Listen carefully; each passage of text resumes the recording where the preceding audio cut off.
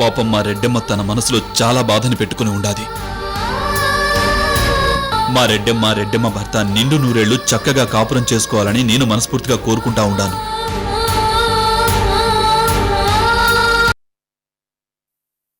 ఏదో తెలిసినట్టు వదినికి సపోర్ట్ చేసి మాట్లాడుతున్నావు. గతం మర్చిపోయావా? వదిన్ నిన్ను పక్కకు తీసుకెళ్లి మాట్లాడేసరికి కరిగిపోయావా?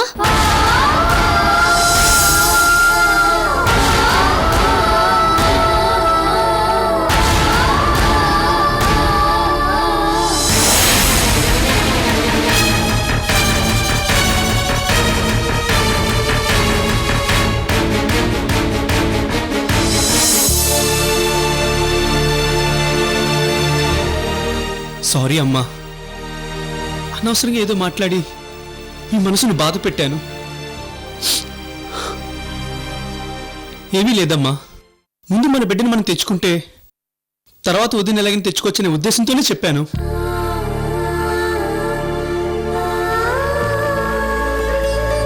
ఎందుకంటే వదిన ఆవేశం మీకు తెలుసో తెలీదో గాని నాకు మాత్రం బాగా తెలుసు. అసలే ఎంతో కష్టపడి ప్రాణాలు కూడా లెక్క చేయకుండా తను బిడ్డని కన్నది. ఇలాంటి సమయంలో తను ఊరికి ఆవేశపడితే వదిన ఆరోగ్యానికి ఏవైనా సమస్య వస్తుందేమోనని ఆలోచించానమ్మా.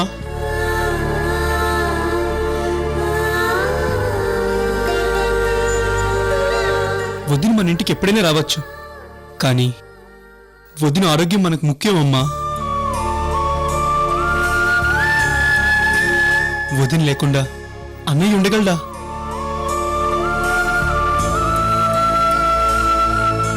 అన్నయ్య వదిన ఎంత ప్రేమిస్తున్నాడో నీకు తెలుసు కదమ్మా.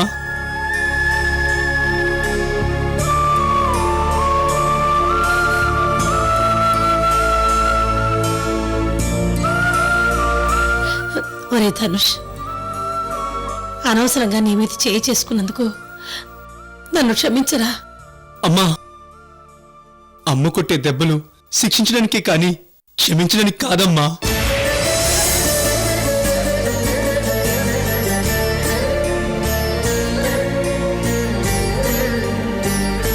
సారీ అన్నయ్య, నిన్ను అనవసరంగా ఏవేవో అన్నాను. మనలో మనకి సారీ ఏంటి సంధ్య? నేనన్న వాటిలో తప్పుంది గాని మీరన్న వాటిలో తప్పు లేదు. అమ్మ నన్ను కొట్టడంలో తప్పు లేనే లేదు.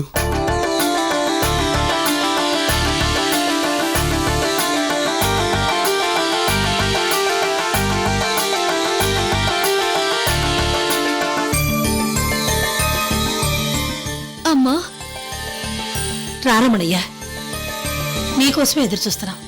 అక్కడ ఫంక్షన్కి అన్ని ఏర్పాట్లు చేశారా? అన్ని ఏర్పాట్లు చేశారమ్మా. అలేఖ్యమ్మ గారు మీకోసం ఎదురు చూస్తున్నారు. 2-3 సార్లు అడిగారు కూడా.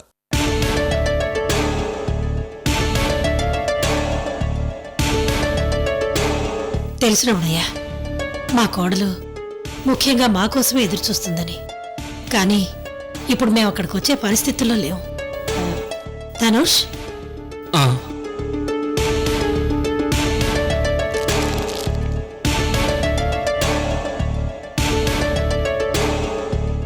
రమణయ్య, మా అబ్బాయి జైల్లో కష్టపడి పనిచేశాడు.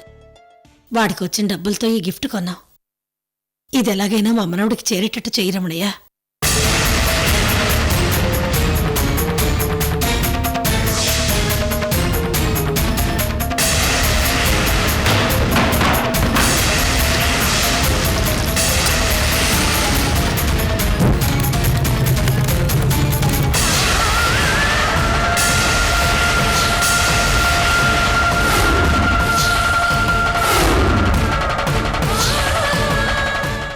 బిడ్డను తీసుకెళ్లకుండా ఉయ్యాలు పంపిస్తారా అని చాలా ఆవేశపడ్డారమ్మా.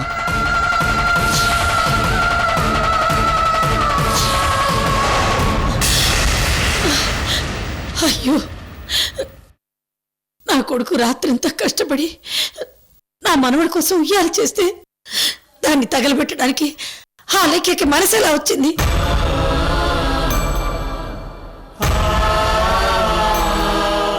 మేమనుకున్నది అనుకున్నట్టుగా జరిగితే మేమే ఆ ఫంక్షన్ చేసేవాళ్ళం కదా. మేమనుకున్నట్టుగా లేఖ జరగనివ్వదు, మా ఇంటికి రాదు.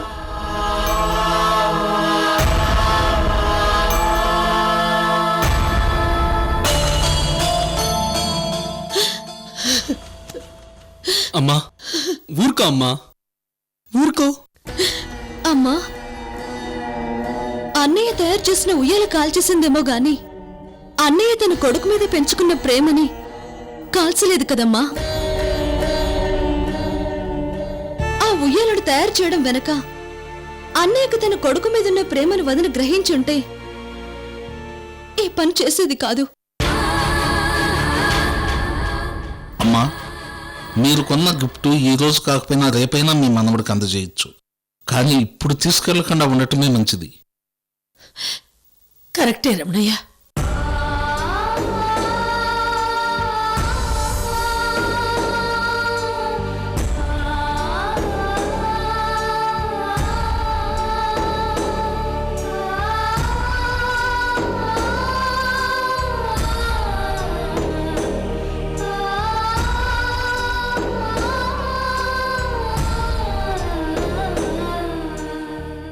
ఈ చేతులతోనే మన మనవడిని ఉయ్యాల్లో వెయ్యాలనుకున్నాను.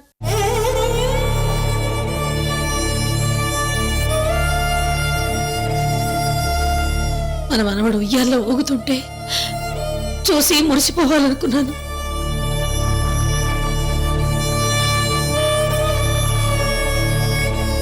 వాడికి రేగిపళ్ళు పోసి ముచ్చట తీర్చుకోవాలనుకున్నాను. కానీ మీ కోడలు నాకు అదృష్టం లేకుండా చేసిందండి. ఫంక్షన్కి వెళ్తే బాబునిస్తుంది, వాడిని తీసుకుంటే మన అబ్బాయి మాట మనమే కాదన్నట్టుంటుంది.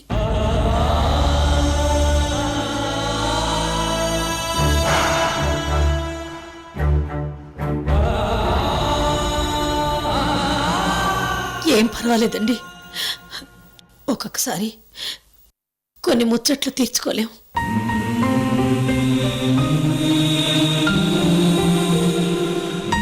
అయినా మన కొడుకు కోడలు కలిసి ఉండడమే కదా మనకు కావాల్సింది.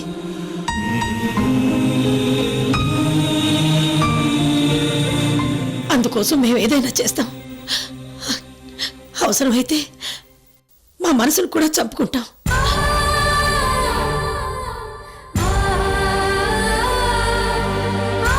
అమ్మా,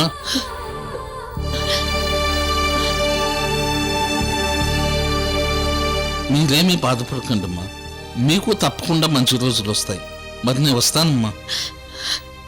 మంచిది రమణయ్య. అమ్మా, మీరు మీ అబ్బాయి మాట కోసమే ఈ ఫంక్షన్కి రావటం లేదని అర్థమైంది. మీరేమీ అనుకోనంటే ఒక ముఖ్యమైన విషయం అమ్మా. చెప్పు రమణయ్య. మీరు ఫోన్ చేసి రమ్మంటే ఎంతో ముఖ్యమైన విషయం అయితే గాని మీరు ఫోన్ చేయరని ఇక్కడికి వచ్చాను. ఈ విషయం అలేఖ్యమ్మ గారికి తెలియనీయకండమ్మా, నా ఉద్యోగం పోతుంది. అలాగే రమణయ్య. వస్తానమ్మా.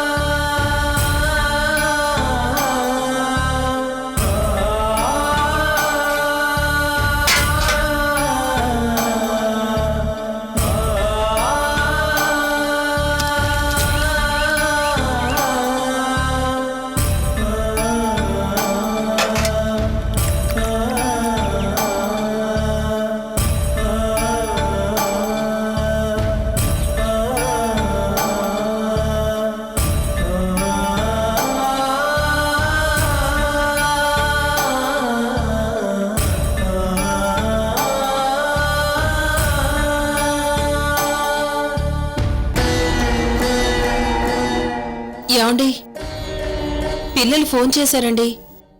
ఫీజు గురించే కదా, ఫస్ట్ తారీఖు రానివ్వు, శాలరీ వస్తుంది.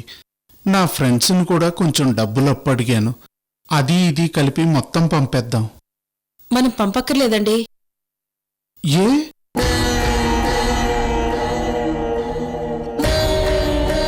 అలేఖ్య ఆ స్కూల్కి ఎప్పుడో ఒక ఫండ్ ఇచ్చిందంటండి. అది మధ్యలో ఆగినా ఇప్పుడు మళ్ళీ కంటిన్యూ అవుతుందంటండి. మనిద్దరి పిల్లలు అలేఖ్య మేనల్లుడు మేనకోడలు అని వారికి తెలుసు కదా. ఆ ఫండ్తోనే మన పిల్లల స్కూల్ ఫీజు హాస్టల్ ఫీజు కట్టేశారంటండి.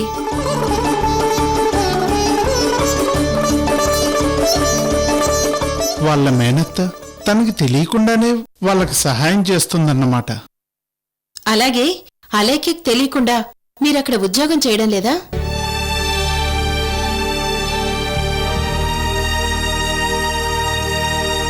అన్నీ మనం తెలియకుండానే చేస్తున్నావా రమా?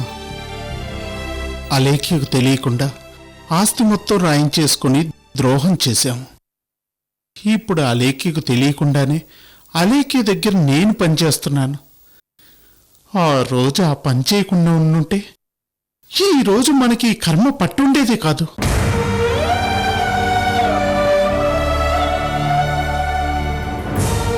ఏమండి, అక్కడ మీ మేనల్లుడికి ఉయ్యాల ఫంక్షన్ జరుగుతుంది, మీరెళ్ళండి. ఏ ముఖం పెట్టుకుని వెళ్ళమంటావు రమా? ఏమండి, ఇలాంటి టైంలోనే దగ్గర అవ్వచ్చు, ఇలాంటి టైంలోనే క్షమిస్తారు కూడా.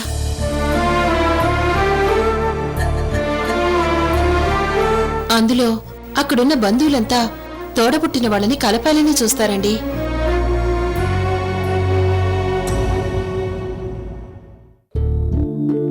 సరే, వెళ్తాను.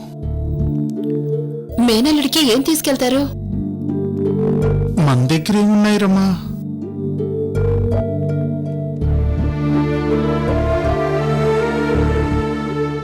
అలాగని ఖాళీ చేతులతో వెళ్తే ఏం బాగుంటుందండి?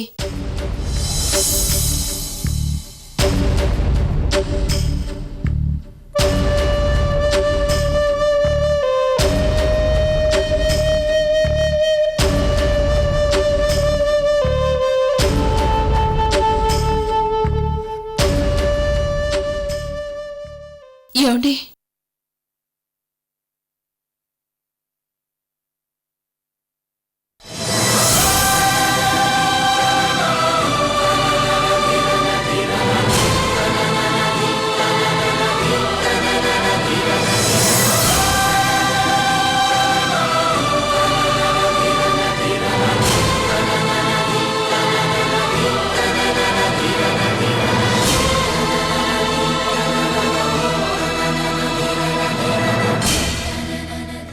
ఇవిగోండి. రమా, నీకు?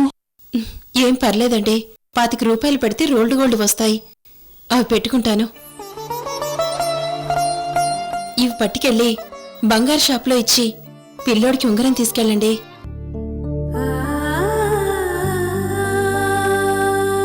మీ చెల్లెల్ని అన్నీ ఇలాగే ఊడ్చి బయటికి గెంటేశాం కదండి, మనకిలానే జరగాలి. ఇవన్నీ ఆ దేవుడు మనకు పెడుతున్న పరీక్షలండి. ఇవి దేవుడు పెడుతున్న పరీక్షలు కాదురమ్మా, మనకి ఆ దేవుడు వేస్తున్న శిక్షలు.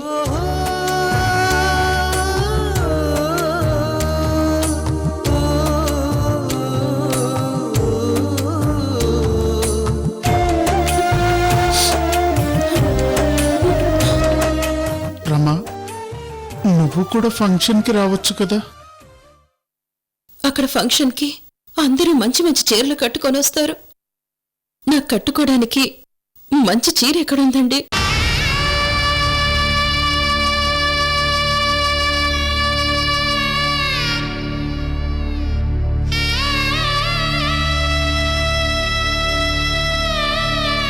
మీరెళ్తే నేను వచ్చినట్టేనండి.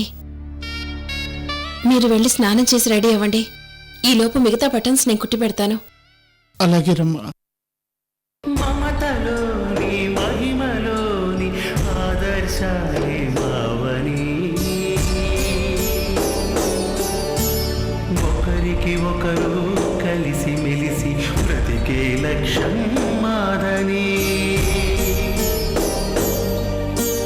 మమతలోని మహిమలోని ఆదర్శాలే మావని.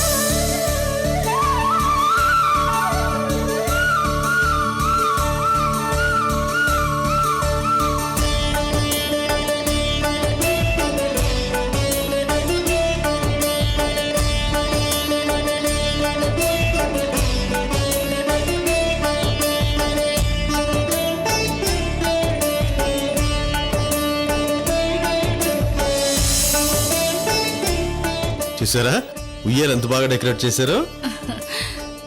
ఠాగూర్ గారు ఇక్కడ కృష్ణుడి బొమ్మ పెడితే బాగుంటుంది కదా? నిజమేనండి. రమణయ్య బాబు. వెళ్ళా కృష్ణుడు ఫోటో తీసుకునిరా. అలాగే బాబు. మొత్తానికి చాలా బాగా డెకరేట్ చేశారు.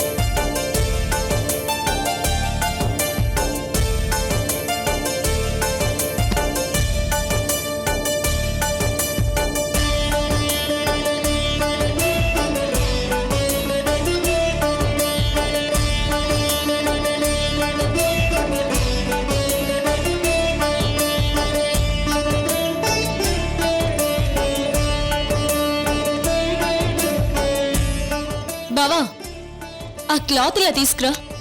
అక్కడ పెట్టండి.